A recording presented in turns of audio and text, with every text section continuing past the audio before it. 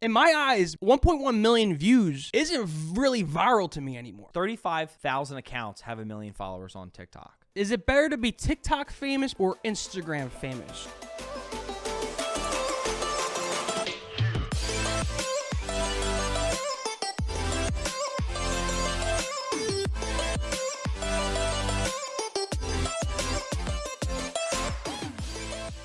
Life's party, life's always a party. Let's go, Paul. Hey. What's up, baby? How we doing? Welcome back to the show. Why are you mocking me? What? You were mocking me. How? You're repping the Life's a Party merch. I'm just vibing. I'm having a great day, having a great week. Hopefully you guys are living your life to the fullest.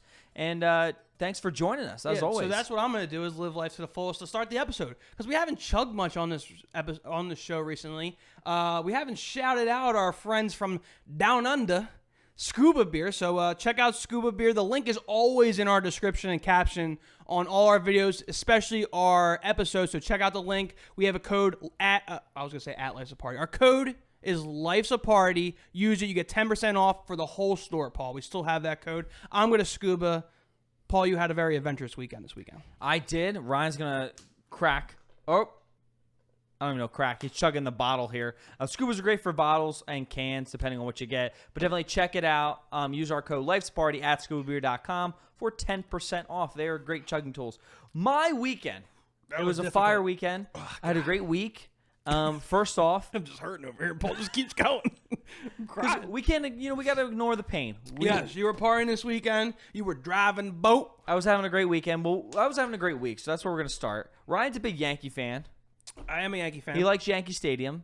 I have been to the old Yankee Stadium when I was a kid. I went with my mom. But I have yet to be at the new Yankee Stadium. Not as nostalgic, but definitely a cool. It still has the same vibe. Because I told you that Yankee games have different vibes than regular games. You're not at Citizens Bank Park at a Phillies game. There's no amusement park. There's no wiffle ball stadium. There's no Philly fanatic going around. When you go to a Yankees game, you're there to watch baseball. Every pitch. It definitely felt that way. Yeah. Like it really, me and my girlfriend, we went around. I wanted to walk around, check out the stadium a little bit. It's definitely pretty cool. Realize it's only about 30 minutes from my apartment. Damn. It's very close. The parking's not too bad. Well, that's without traffic. Yeah. Well, the traffic took me an hour 20 to get there. Yeah, that will do it to you. So it did take me 30 minutes to get home, which was fantastic. But it took me almost an hour and a half to get there, so it was a little rough. It was during rush hour. It was my fault. I mean, I was working. But really good, really fun venue, cool place, Yankee Stadium. And I could feel that everyone there was just Yankeed out. I don't know what the term to be is. Yankeed out. I saw you were there, and I was like, oh, yeah, Paul said he was going to the Yankees game. And you saw them play the Reds, which is like an out-of-league team. So, like, maybe you're not going to get that good of a game. Maybe not going to be that much people. Packed house. It was a packed house. Yeah. You saw a great game. I think they scored like 8 runs in one inning, 5 runs in one inning. Yeah. So you picked a good game to go to. Did you go see the memorial state or the memorials they have in the outfield of all the player plaques? Or no, you just walked around? So our seats were left field. We were like second level left field. Really good seats. I've never even sat in the outfield before. Ever? Yeah, never at a baseball game. So that was a new experience for me in general. Nice. But yeah, good game, as Ryan said. I think they were down like 4-0 after 3 innings. And then at the bottom of the third, they had a 5-run third inning. Yeah. So it was really dope. And then they end up winning in extras. They end up having a walk-off. You stay for the whole game?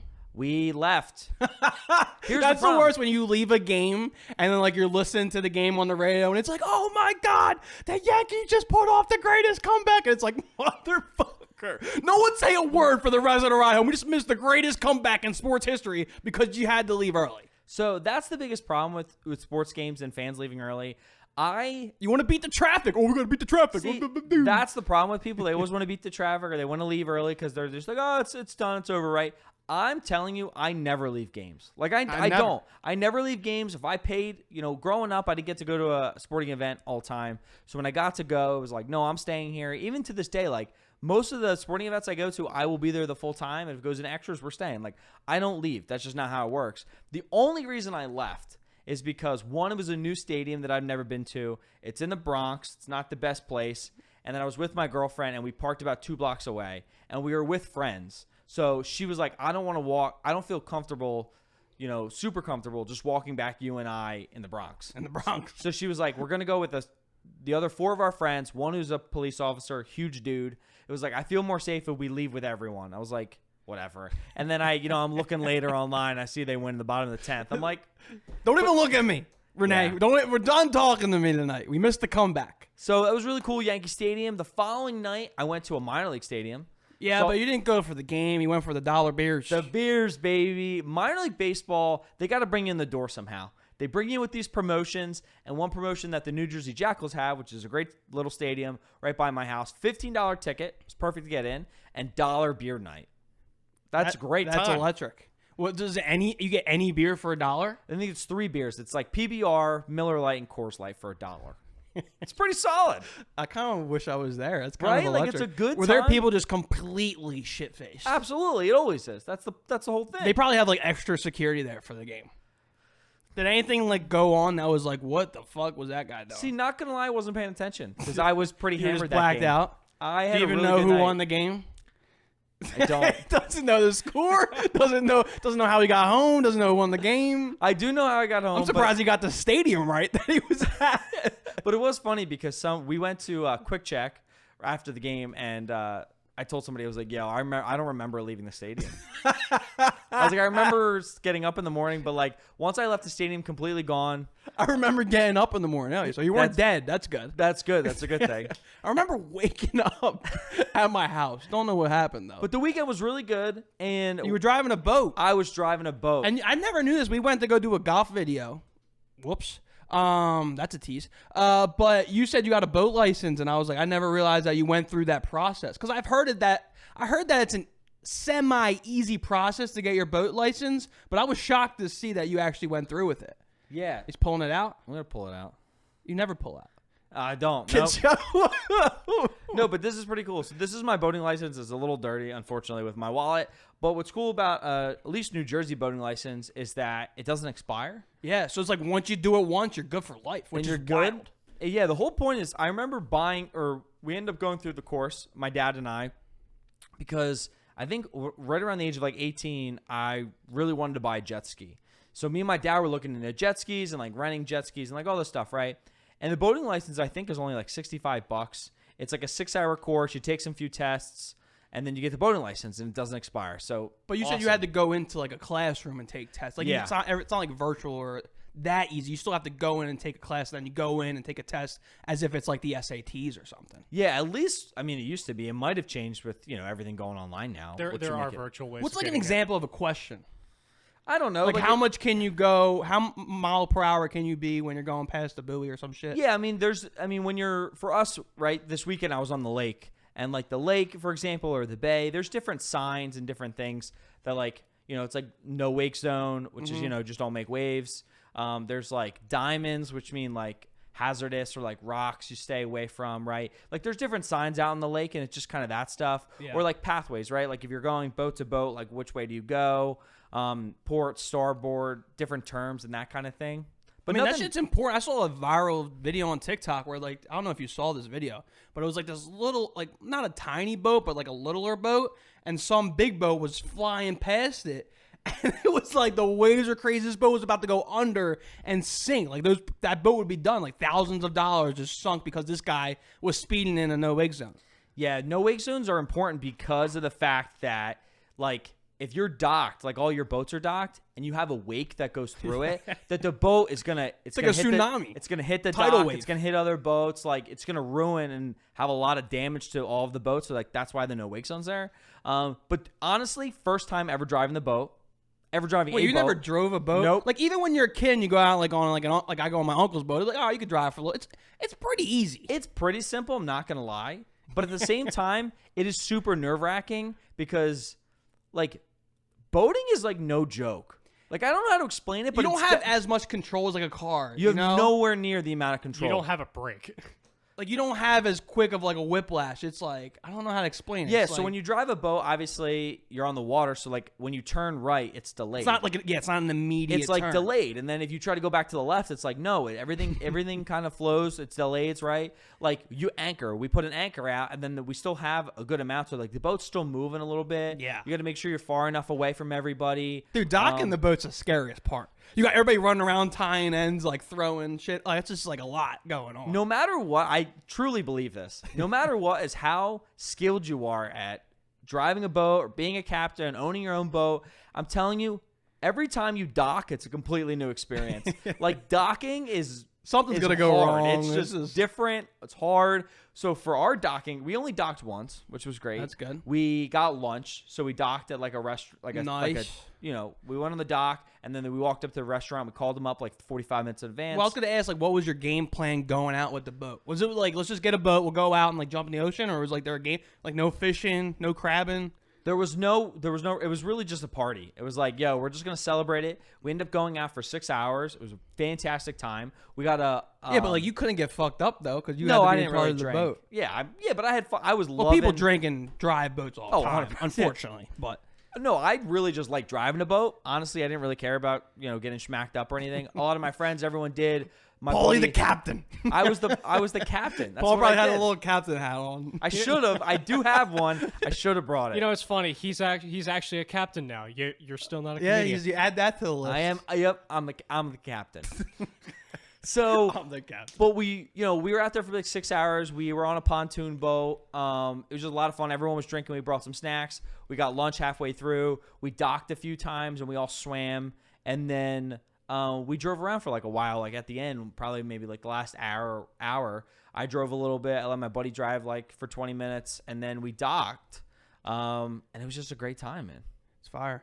Yeah, driving a boat is because I had a friend that went to Sea Isle and they drove a boat. I don't know how they got boat. Like our buddy Dean apparently almost crashed into another boat. And it was like this big ordeal. So we found that some of our friends from home actually rented a boat, and the same type of boat was a pontoon. Was like it? the same day that I was driving the boat? Because I literally go to Instagram later and I see Dean driving this boat. Yeah, apparently he almost got in an accident, and that course he almost was a did. big thing. I don't even know how that happens really, but I always see like the chases of like the boat. You ever see a boat chase with the cops flying behind them? Dude, it's great. You gotta check out. Just look up like a boat chase. So funny. So that was it. Boat and Yankees game. And then we Minor both, league game. Yeah, we both golfed this weekend too. Yeah, we did go golfing. I'm trying to work on my game. Oh, I want to talk to you about. There's this app that I found, or not that I found. My friends recommended. It's called The Grit. You ever Okay. heard of that? No, I have not. Not spawn. So what did you say? Not spawn. What the fuck did you just say? Not sponsored. Oh, not sponsored yet. Yeah. I had no idea what the fuck he said. But my friends recommended it to, and you put the course in that you're playing into the app. And then, like, as you play, there's a built-in GPS in it. So, like, wherever you hit the ball, it can track how many. It's like a yardage stick already built into the app. Okay, nice.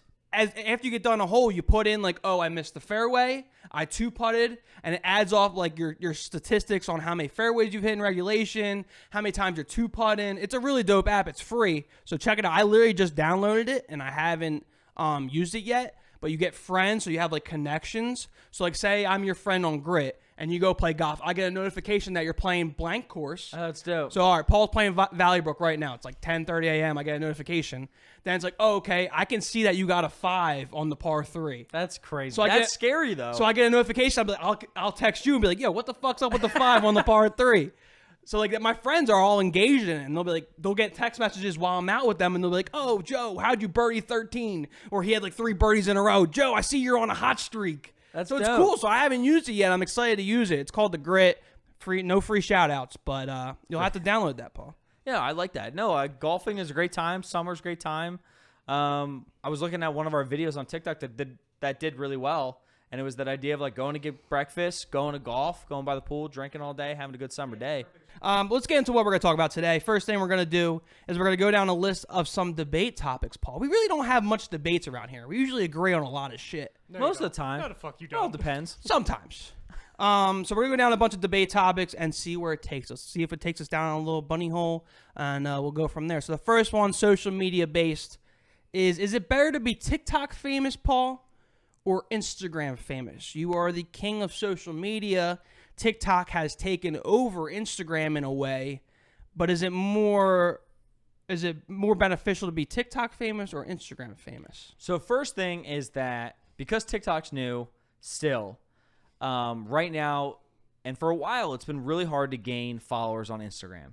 It Like, has. gaining followers on Instagram, if you had a lot of followers on that platform, if you were verified on Instagram, it was like a lot of clout. There was just a lot of, like I said, there was a lot of clout in it, and it was more beneficial to be famous on Instagram. And it was just something about that blue check on Instagram that like made you feel legit.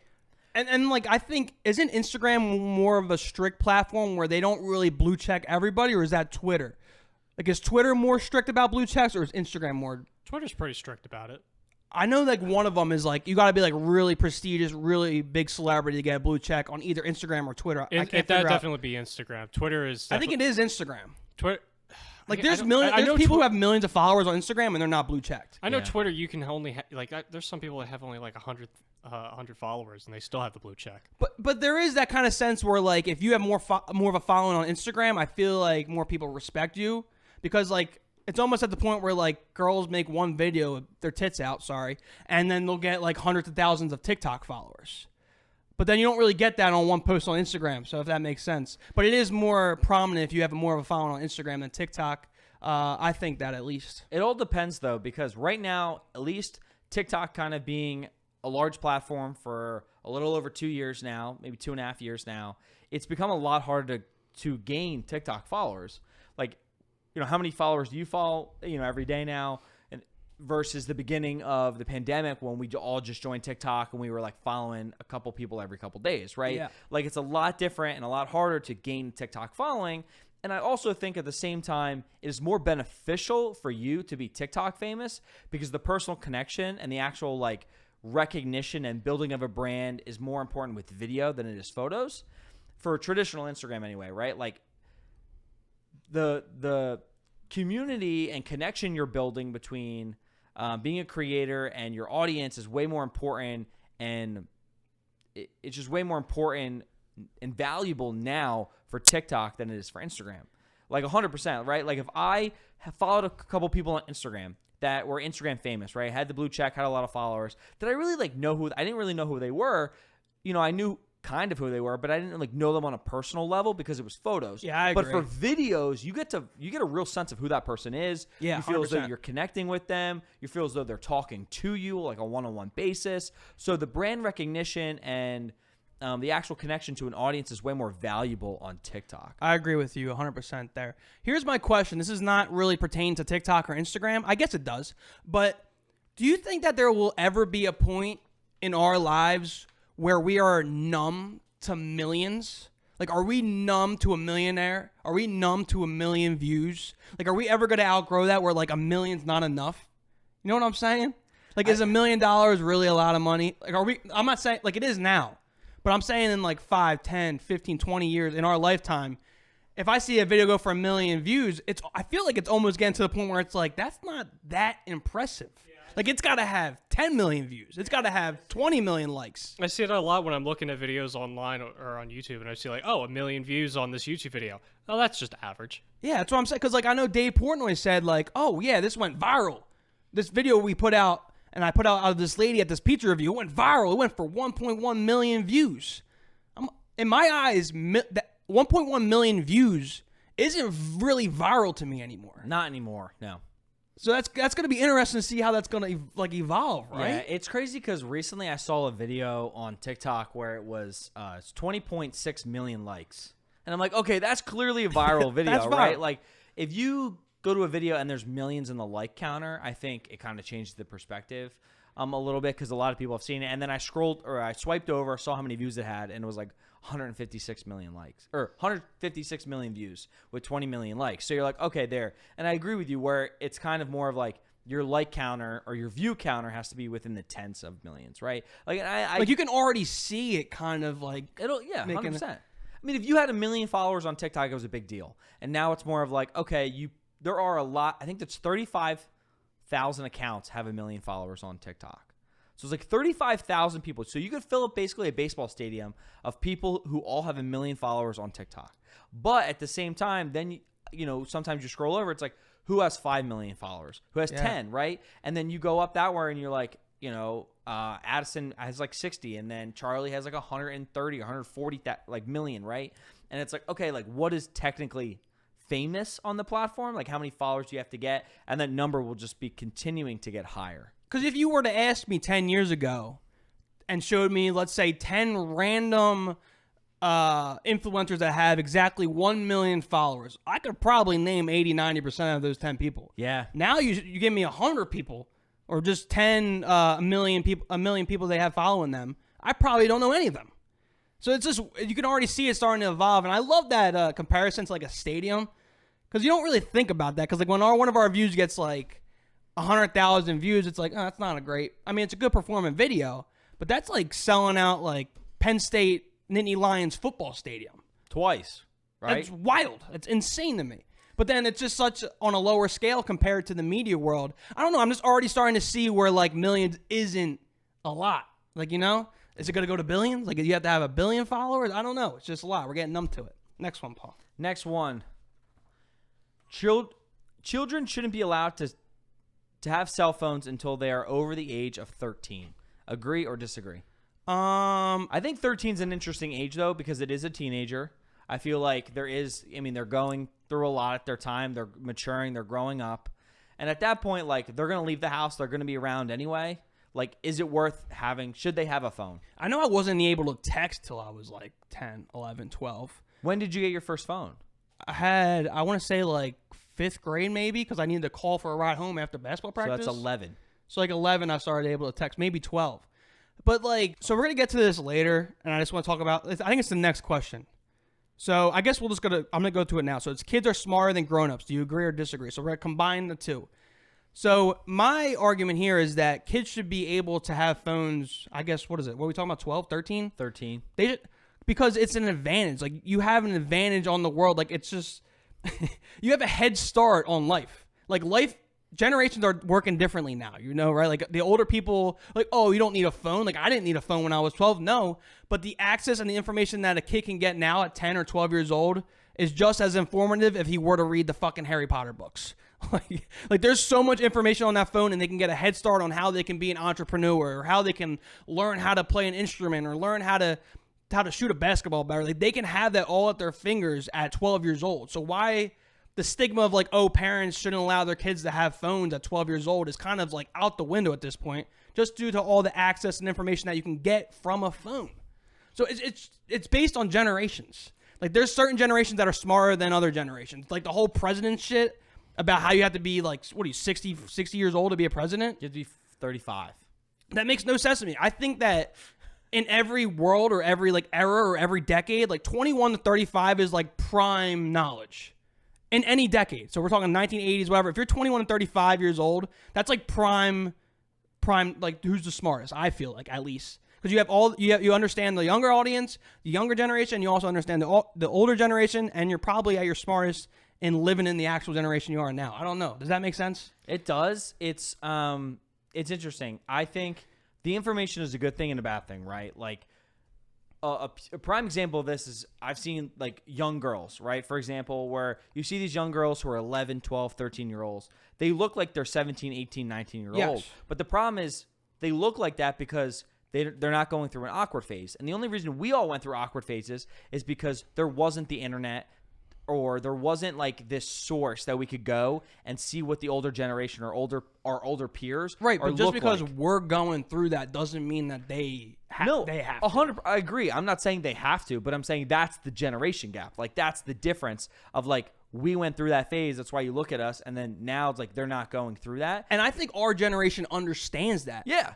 It's our older, like our parents, they don't understand that, you know? And we're right in that target range of 21, 35. We understand that kids have exposure for good and bad reasons, and we understand the older generation has blank, blank, blank. But like, that's why I feel like 21, 35, like that's prime knowledge. Like, that's who's the smartest in our world. 21 to 35 in any generation. Because it is different to think about it at the age of 12 or even 13. Like, if I needed the answer to a question, I could just look it up. And I think that's what's so different, where everyone's like, oh, the struggle of going to the encyclopedia or going to your local library. Go to Yellow Book to get right? a phone number. But yeah, phone book, same idea, right? But imagine if you cut that time in half, or by 90%. Like the fact that I don't have to go to the library, what is that? 30 minutes of my time, an hour of my time? I got to drive there, figure out a way there, right? To look up a simple fact or get some, gain a little bit of knowledge where I could just look it up on my phone. Like the difference is working hard for it. Like there's a lesson there, like working for the information and learning. And then you might, because you're surrounded by so much information, you might not hold it as well, right? Yeah, I get there can be some stimulations there, but at the end of the day, I do agree where I think it is important for people growing up. I think at the same time, kids of that age, if you're on your own, if you're with your friends, like there's a lot more to a phone than just looking up information, right? Like if you can call your mom, if you could be there, that's why we got it. I got it at the age of, I want to say 11 or 12. I got my first phone, and and that was what? 14 years ago? Yeah. Like, if anything, it should get lower. Like, you know what I mean? Yeah. Just to have the precaution that you can, if your kid's at school and she needs help, or you're at work and you need to contact your kid for any reason, like, having that connection, I think, is just a lot better and is a lot safer for the kid and for the family. So you mentioned, like, taking, like, adults, like the older generation takes phones away from their kids. So they're like, oh, go work harder. Like, go outside and go, like, do something that like is tedious on your body, get you tired, like shit like that. But like that's not the life that we live anymore. People make millions of dollars sitting in front of a screen streaming video games. Yeah, removing it is just disadvantage at this point. It's a disadvantage just because you want them to work hard. Well, you can work hard in streaming. It's like nothing always has to be like, oh, go shovel a hole or some shit. Like that's not the world we live in anymore. Go shovel a hole. Like as the world progresses, there's different loopholes in the system, and having a phone at a younger age is giving that kid an advantage to outdo the system. And that's how success is. Like how you make money is isn't that what everybody wants their kids to be successful? To make a kid successful in today's world is to give them a phone at under 12 years old and let them see the world. Well, I know it's a fine. See the world. Well, you see the world we're going on today. It's hard. It's having the access to the information and the knowledge, and that's where the importance of the phone is, as well as communication. The main point of them, we literally still call them phones. It's, they do so much more than actually call everyone or even text everyone. Like the communication level is a lot less than what it used to be, but the main. But you can't really block out the bad shit. Well, also I don't think it's necessarily like we're getting rid of the communication, just like calling someone up. It's transformed into many different ways. Yeah, but you can communicate with anybody now. Exactly, right? Yeah. You can stream, as Ryan said. Like we're posting videos on TikTok where we're reaching, tens, hundreds, millions of people that we would have never did 5 to 10 years ago. Like it's a whole different, having our opinion out there 10 years ago wouldn't have been able to happen. Like I talked about it with a high school teacher a year ago when we had a video that went very viral. We had a news outlet reach out to us, and we got on the news outlet, and we had an article written about us in another country. And it was like, dude, 10 years ago, that wouldn't have been able to happen without the source of the internet. And I think it's just the exposure that everyone can have now. But at the same time, right, like, do you want your 10-year-old being able to go all around the internet and like, well, yeah, there's a lot safety of precautions. There's so many things. You just got to be a good parent, if that makes sense. Like if you're a good parent, teach them the rules. You have to monitor. You have to monitor it. Like obviously, you're gonna have to monitor their awareness and what they're seeing. I mean, they're gonna see everything. Then that's the time where you sit them down and be like, "Hey, this is this and that." You can't just give a kid a 12-year-old a phone and just be like, "Oh, there you go." Like, no, most people do that with iPads. Just give a kid an iPad. Should a kid have a phone under 12? Yes, but he still needs guidance. But Correct. He should have that phone to have access to everything that's out there. I agree. Cool. So next one, you got it. Is it better to be rich with no friends or poor with many friends? This is the age-old question. Does money make you happy? And at the end of the end of the day, no, it does not. But I've said this with many things, right? Like, you don't need alcohol to have fun, but it sure helps. And it's like you don't need money to be happy, but I'm telling you, it's going to help you, right? Like, money at the end of the day is not the end-all, be-all. But if I don't have to worry about bills, if I don't have to come home being tired and knowing where my next meal is coming from, if I don't have to worry if I can get my kid into college, like that relieves so much stress from your life and makes you a lot happier of a person. So does money help? Yes. Is it the end all be all? No. I agree with you. That's perfect. That's what I do. But when people get famous, and then when you get famous, most of the time you get rich. Majority of those famous celebrities or millionaires or billionaires, they have small circles. 100. Yeah, agreed. when's the last time you saw a millionaire, billionaire celebrity who had like a large friend group? It's very rare. So the reason that those people were able to be successful is they cut the people out in their life that have like used them for money or clout or whatever it may be, or just didn't have their best interests in mind. So I think that just having a smaller circle, it allows you to be more successful. I know that's not the question. It's like no friends at all.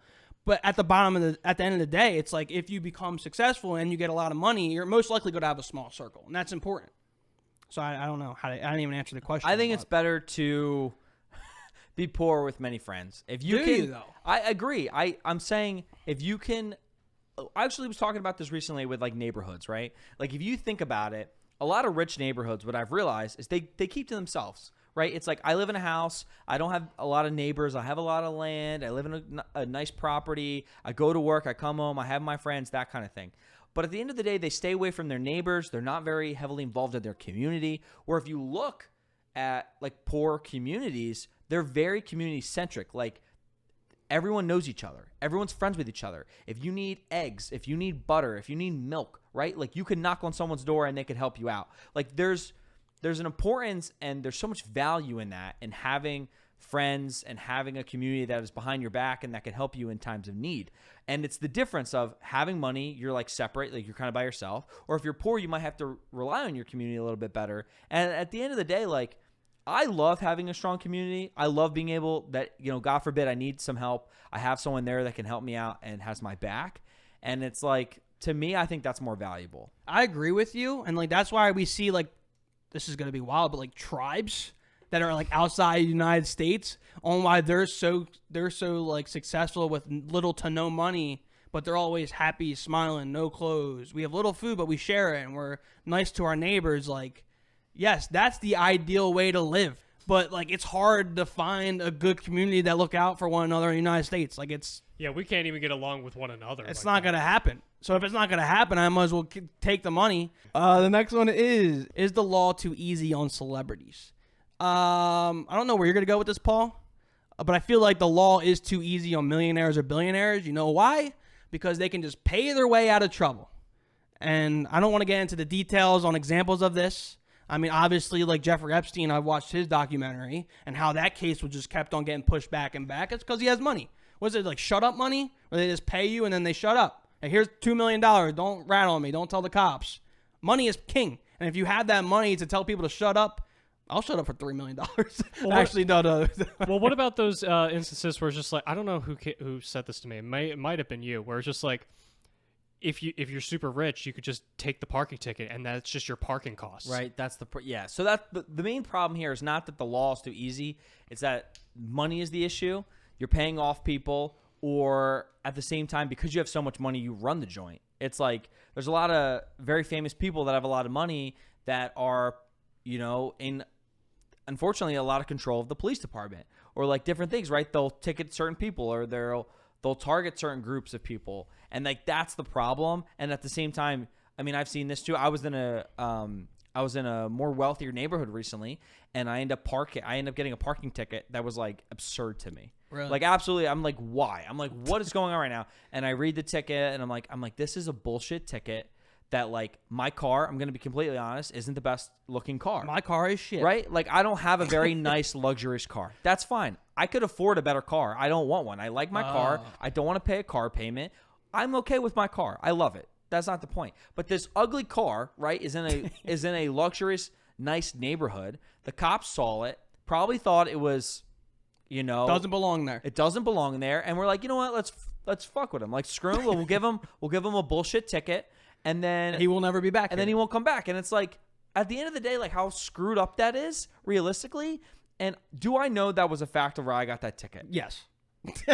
I'm not 100%, but I'm telling you, like 85%, that's why it was. And because unfortunately, I feel like my life is so busy that it was easier to just accept the money, pay the damn ticket, and move on. Where like I'm not gonna go force it, and that's the problem in the society with that kind of stuff. And it's like, and then if you were to fight it, then there's a whole like they know you're not gonna fight it. They know you're not gonna fight it, so they give it to you to get like let's get this fucking Chevrolet out of here. Yeah, let's get this Chevy Impala the fuck out of this development. It's a bad look. But then there's another suggestion. I don't know. We might cut this out, but Deshaun Watson has 72 cases about masseuses giving them massages in inappropriate places, and then the other day it comes out like, oh, they have come to an agreement on 65 of the 72 cases. Well, how do you think they came with a mutual agreement? Here's the money. Like, we're not going to go to court. Don't sue me. Here's a couple $1 million. I just got a $390 million contract, highest contract in football history. Let me pay you off so I can play football this year. Well, that's the thing. Most people will just settle out of court. Even if you're not a multi-million-dollar company, most people will just settle out of court because it's hush money, isn't that? That's the term, hush money. Well, not even that. It's also the case of it's more expensive to continue with the prosecution. Every day you continue to do it, it costs more money for you to have to keep your attorneys. So sometimes they'll just settle outside of court. And that's just the thing that happens. The court system is wild. This is a very wild Life's a Party episode. Yeah, I'm ready to move on. Next one we got here. Staying home is better than going out. It depends on what type of person you are. There's introverts and there's extroverts. And it's really like, what do you, at the end of the day, whatever makes you happy. Yeah. I think if you want to go out, party, get drunk on your ass, have a good time. I mean, life's a freaking party. Like, if that's what you want to do, 100% go out and do it, and don't let anyone tell you different. But if you want to stay home, you want to go watch a movie, you want to cuddle with your best friend, your significant other, and that makes you happy, also, don't look at on social media. You want to cuddle with your best friend? Yeah, whatever you want to do, right? Like, if you cuddle with your best friend. If that's whatever you want to do, man, I'm not gonna judge you. Just let him finish. I'm not gonna judge you, but like, don't go on social media and see your friends, partying at the club and be like, oh, I need to live that life, because you don't. Like, if you're happy being on the couch watching TV or, cuddling, whatever you want to do, with your best friends, then like, do it. And the club probably doesn't look as fun as it does in the video that you saw. Agreed, 100%. I'm actually recently good at that. I used to, like in high school and maybe a little bit of college, I would get bad FOMO. I'd be like, oh, I'm not at that party. I'm kind of jealous. But like, I've matured over the years where I don't really get bad FOMO. I will say, though, that me, Ryan Smith, am not a back-to-back drinker. I can't do back-to-backs anymore. I can't drink Friday, get fucked up. Sorry. I can't drink Friday and get smacked up and then drink Saturday. It doesn't work out. I'm one shot I got on the weekend. I'm either drinking Friday or Saturday. I prefer to drink Fridays, though, because you have that Saturday to regroup and then you have the Sunday to do something nice. See, are you a Friday guy? I'm different. I like both. Honestly, well, you could go back-to-back. I can't. I can go back-to-back. I can't go back-to-back. And I had a friend talk to me about it, and I agree with this, where I prefer to drink on Saturday because I have my whole day. I can prep for it. We can drink during the day if we want. We can go out and have drinks during dinner and then go out at night. Like, whatever we want to do. You have Sunday to recuperate. But then Friday, I don't like drink it all the time. I mean, I can, but I don't love drinking all the time because I'm like super tired from work. Yeah, you're up early. I get home. Like, if you want to go out, go have dinner, or if you want to have a chill night, go by the pool or do something like that. That's my preferred Friday night. And then Saturday, I go wild. Go wild. So, buck wild. But like the boat, right? Pure example. Friday night. We did like a more chill night. We still drank. We had a more chill night, and we ended up doing like a small party for my buddy for his birthday. And Saturday we went balls to the wall. Balls to the wall. Got the boat. That's one of my favorite episodes we did. Balls to the wall. Called Balls to the Wall. It's my favorite episode. We got the boat, and then even that night, a lot of the friends continued to drink after the boat, and we went to a graduation party. So it's like, whatever you want to do, man. I'll tell you this, Thursdays are slept on for a drinking night. Dude, dollar beer night at the minor league baseball team. Thursdays are, I love Thursdays. That's the way I mean, that Friday work day is a little rough, but when you're working from home, I mean, you have Thursday to party, you get that Friday to kind of regroup, and then Saturday, you're fresh. You're fresh going into that big Saturday that you like. But Thursdays are slept on as a big party now, I'm telling you. Well, what was phenomenal about it was at the game on Thursday, I was getting really hammered, right? And yeah, you don't remember getting home. No. Or who won the game. And the thing is, like, I pick and choose my nights. I don't get hammered all the time. And I remember walking into the night. Good for you. I walk into the night, and we're in line for the dollar beers. My buddy's like, what are you doing? And I was like, yo, I'm getting smacked up. Like, I'm losing. Like, it's going balls to the wall. How many could you order at once? 2. You could only order 2 at once. Come on. I just sit there and start chugging up. But that was great. And then all my buddies like saw me drinking. They're like, yeah, dude, because you're off on Friday. And in the summers, I'm off on Friday. I was like, yeah. I was like, I don't have to go to work tomorrow. Like, this is perfect. So Thirsty Thursdays, love it. My boss just gave me early outs on Friday, summer Fridays, 3 p.m. Just did that? It's middle of summer. Yeah, I don't know. I've been doing it already. Oh, my one boss does watch the show. Shout out. Let's do like 2. We're gonna do like 2 more of these here. I'm gonna be fired. Am I up? Yeah, let's do like 2 more. You want to do the athletic one? Yeah, are athletic scholarships given an unfair advantage to some students, Paul? So, I mean, if we break it up in parts here, are they given an unfair advantage? Yes. If you're an athlete and you're a basketball player that goes to Duke, you're Zion Williamson, you are doing zero homework. Zero homework. And guess how many dollars you're paying to go there? $0. Okay, that's the advantage that they're getting. Is it unfair?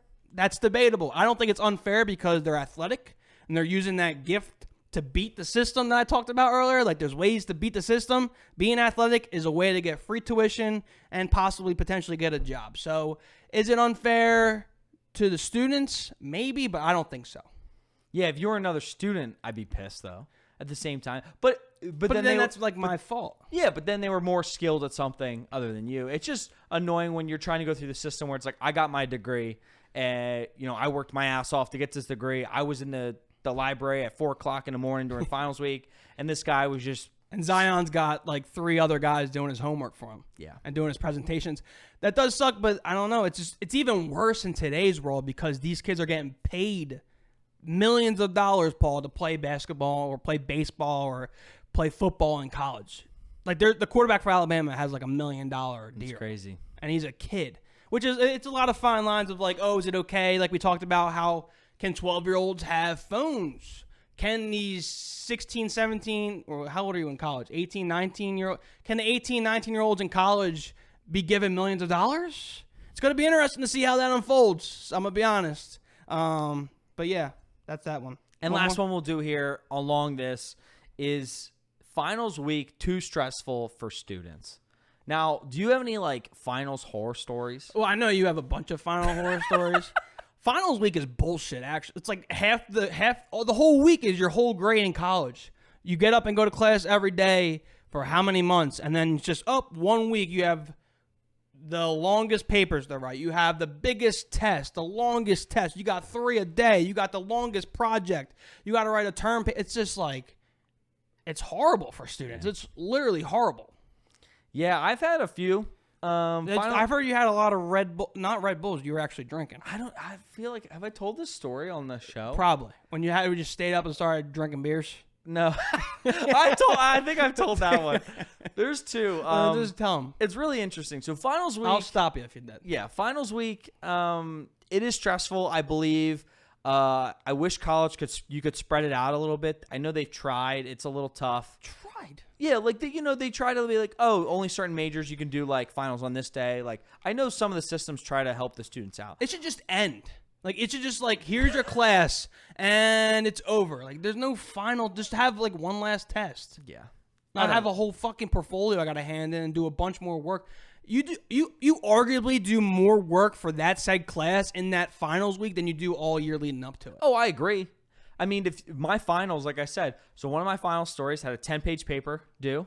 It was... like, 60% of the final grade, which is stupid too. Why does that one paper count for 60% when it's like, I did it in 1 day. I did it in 12 hours. I wrote that 10-page paper. Everyone does. And that's the thing. Teachers like, oh, it was in the syllabus day 1, this final term paper. I thought you guys would look it up throughout the year. Like, no one does that. Even the fucking nerds out there don't even do that. You're going to do it the last couple days. I end up changing my entire thesis like the day of, the prior to it was due. I mean, that's just what happens. I remember writing one final. I locked myself in a study room in my dorm. In my dorm room. It was 12 hours. It was I started at 4 p.m. and I finished the 10-page paper at 4 a.m. I ordered a pizza. I was posting hourly updates, like how many pages I was doing, how many slices I ate, and all my friends would come in and who would visit me. Super fun. Super stressful. But always a content creator. Super fun. That's what I do. I had another one where I didn't lock myself. I use that term too loosely. Yeah, you're scaring me here. This guy likes locking I locked myself in a room with a 6-pack. That's what I do. Anyways. No, but one time I went to one of the quiet rooms in one of the buildings or whatever. I was there from 11 to 3 a.m. and I went through 5 Red Bulls, and I was on a different level. I got home that night. I was in bed shaking. was a little rough night for me, but I had a great time. And Had a great time. not gonna lie, I remember sometimes during finals, if I can't focus, I downed a few beers. I've told you this. I was like, I started to drink. And Have you ever taken a test drunk? No. A lot of people probably have. Oh, a lot of people definitely have. I mean, I probably smelled like beer like the next morning in class, but I've never taken a test drunk. I was a good kid, a good student. I was a good student. I I was. find that hard to believe. I had like a 4.0. Yeah, he did. He got a good GPA. I got a good GPA. And honestly, if beer is what makes you focus, I didn't think it would. Not gonna lie, I was kind of giving up a little bit, and it was like, you know what? I'll just have a few beers. And for some reason, it made me focus. What kind of beers were they?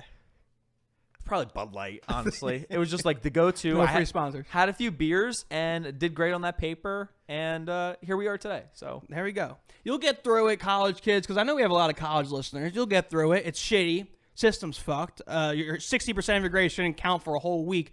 But it's like, so we're talking about one class. Like 60% of your grade for this one class, you're taking 4 other classes that are the same way. So it's just too much. And we talk about like anxiety's up since COVID and shit. It's just like a bad look for college. It should be changed. Just unfortunately, we don't have the power to change it. But not going to lie, there are a lot of benefits to it. Recently, they've been changing the game a lot, right? Like you can have hybrid classes where you can do, just like we're talking about the benefit of working from home. Like a lot of the courses now you can take half online, half in person. The access to online classes is a lot higher now, a lot more options. I took 1 or 2 online classes in college, absolutely hated it. It's just not the way I like to learn. Yeah. But if that works for you, right, like it is hopefully getting better. People are trying to make it better. At the end of the day, like college is a blast. I had a really good time. And If you don't want to go to college, we have room here for editors. that's very true. And the thing now, too, is that if college doesn't work out for you, there are a lot of different paths. And I think, unfortunately, society has pushed you in a direction where, like, you need to go to college and get your degree. And, like, what we're doing, right, we're trying to be content creators. We're trying to do stuff online. We're trying to create our own business. And if that's what you want to do, I think there's so many possibilities for you. And it's going to get better for you. Positive vibes. Positive vibes. Life's a party. Hope you guys are having a phenomenal week. Make sure to follow us on Instagram, TikTok, at Life's a Party Pod. We started the show, Scuba Beer, 10% off. Use the code Life's a Party at scubabeer.com. That'll do it for us. Have a great week. As always, Music. Take us out. peace. Later.